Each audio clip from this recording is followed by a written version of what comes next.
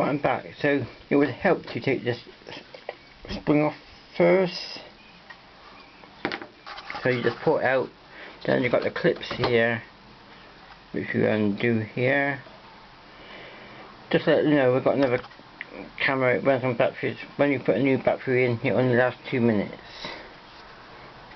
So that's why my videos are very short at the moment. So I need to get a brand new camera with an SD card, and what happened was my camera broke and my SD card broke. So that's all right, well, that's broken, and my phone is not working either.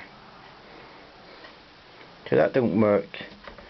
They don't seem to talk to each other, the PC computer and my phone. When you download it, don't want to know. So I'm stuck. So that's why I'm using this old camera. Okay, so there we go, that's how you do it. Bye.